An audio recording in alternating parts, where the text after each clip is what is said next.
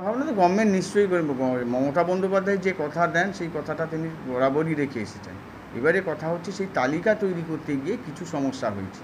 সেই তালিকাটা কমপ্লিট হলে গতবারের যে টাকাটা যারা পাবে, যারা সত্যিকারের মানে ফিশারম্যান আছেন, তারা অবশ্যই সে টাকাটা পেয়ে যাবেন। শুধু তালিকার কিছু সমস্যা আছে বলে আটকে আছে।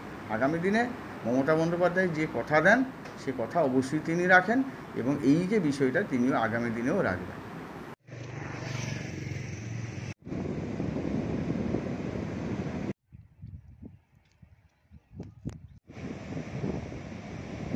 অতএব রিলিফও পাওয়া যাচ্ছে না।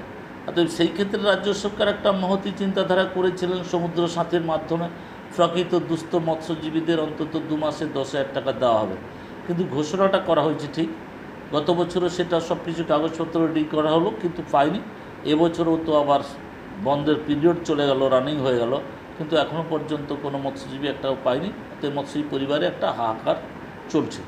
প্রশাসন বলছে যে আস্তে আস্তে করে টাকা দিয়ে দেওয়া হবে, আদৌ কি টাকা পাবে মনে হয়? প্রশাসন কি টাকা দিবে জানি না, কোনো প্রসেসিং শুরু হয়নি, টাকা দেবে কি?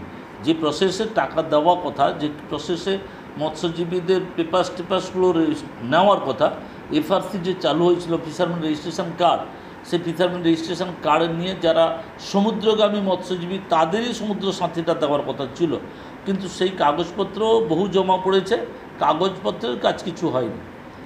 জানি না দিদি এখন আসছেন আমাদের জগন্নাথ মন্দির উদ্বোধন করতে আগামী 30 তারিখে, তিনি এলে এলাকায় মৎস্যজীবীদের জন্য কোনো ঘোষণা করেন কিনা, বা তারপরে প্রশাসনের টনক নড়ে কিনা, এখনও পর্যন্ত প্রশাসনের কোনো হেলদোল নেই।